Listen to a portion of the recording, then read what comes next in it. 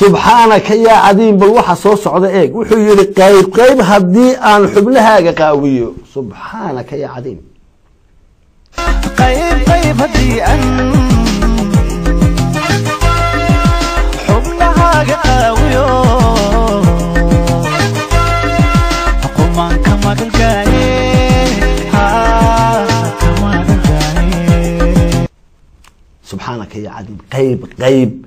haddii aan xubnahaaga qaawiyo 30 sanadood kadib inanka yara imaka dhashaa markuu maansada Soomaalida ama suugaanta reference ahaan u doonto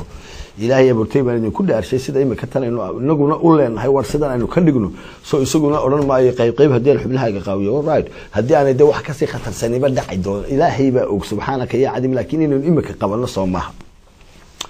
waa inaan qorshaynaa aroos qiimo badan oo quluux loo ciyaaro farxadaan ku qaadnay iska right anshaxaynu eegaynaa maanta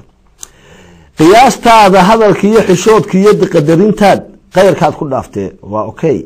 maasa ahaan dhaqan ahaan intaasi qoortaada dheer iyo quniyar socodka laafyaha lama qarin karaaye iska marka aad luqunta qaadeed ugu qabato fanaanka heesiya ma isaga gashaday labada ereyba ma haboona markaad luqunta qaadeed ugu qabato baashada subhanaka ya alim markaad luqunta qaadeed ugu qabato baashada markaad luqunta qaadeed ugu qabato naasaha wa min aayaatihi markaad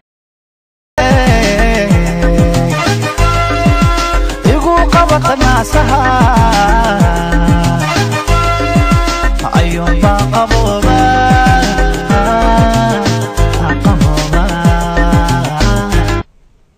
ولا ليا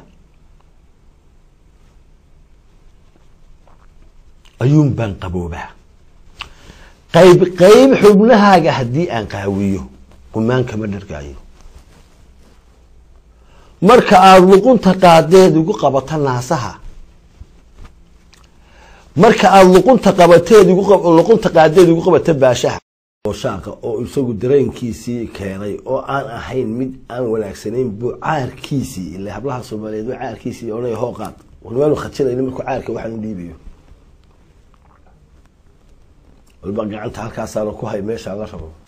wadada igu laba ahaw adiga kullu masaa gacmaha la tayda saaro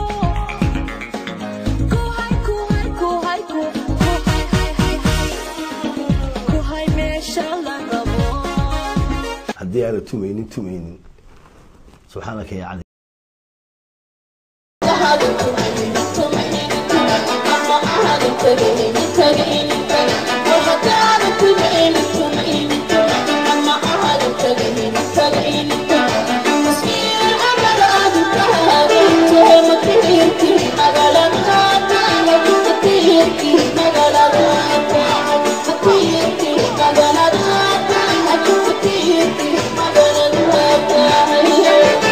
waxa la dhigaysanay dhaqanka yani imise qof baa ka naxayo nacdalaya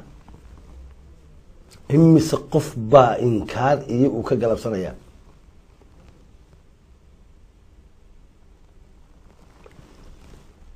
ha u dhiibin caarka at least haddana inantii waxaan ay qaadaysaba garanayni war ha u dhiibin waxa xumeynna ka daa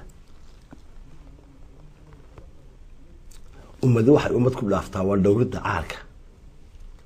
ninku hadduu caarkiisa asturo waayo dee gob maaha eegaas waxa weeyaan uu ku yimi ninka caarkiisa asturo waayo in la yidhahdo gob maaha gob saas ereyga macnihiisuba waa sidaa gob waa ninka caarkiisa astura